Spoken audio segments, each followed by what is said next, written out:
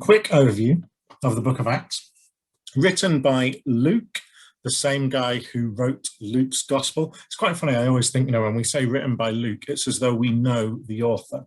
We know so little about Luke. It's one of those frustrating things. We know that he was a doctor. We know that he was a Gentile. He's not a Jew. He's a Gentile convert. And we'll come on to that a bit maybe as well when we do this overview and how, I suppose, countercultural that was. He's the only Gentile, he's the only non-Jew to have written books in the New Testament. And his gospel, the gospel that bears his name, Book of Luke, and then this is kind of considered the sequel to that. And the intros are very similar. He says, even in the beginning on this one, in my first book, Theophilus, I wanted to give a full account of everything that Jesus did before he was taken up to heaven. And now in this book, I'm continuing that story of what the early church did. And some people argue on this guy, Theophilus, was that a real person? Literally, that would mean lover of God, Theo, philo, philo, brotherly love, Theo, God.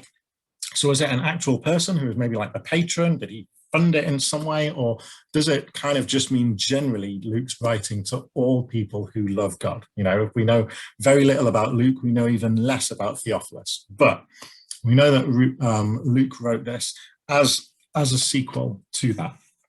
It covers the time period of 33 AD. Some people say 30 AD. I think it's more likely 33 AD. It's whatever year Jesus was crucified, basically. And that first Pentecost, I think that's 33 AD, up to around about 62 AD. So it's the first 30 years of the church's existence and the amazing, I suppose, explosion of the gospel of the early church, of all of the stuff that happened in and through that. It ends in quite an interesting, strange place with Paul under house arrest in Rome, and we might talk a bit more about that as well later on.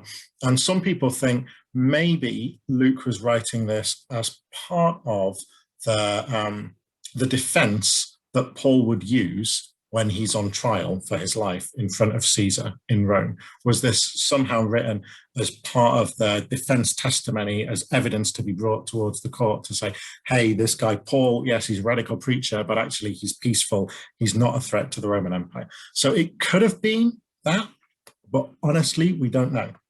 But we're so grateful that we've got it, because it's the bridge in so many ways between obviously the ministry of Jesus, and we've got these 4 different accounts of the ministry of Jesus. It's the bridge between that and then the early church and the people that we read about in the epistles, Peter and Paul and John and James, Barnabas, these people that wrote this stuff. This gives us so much more of the story, the narrative of what they were doing as they were writing then those epistles, those letters that make up pretty much the rest of the New Testament.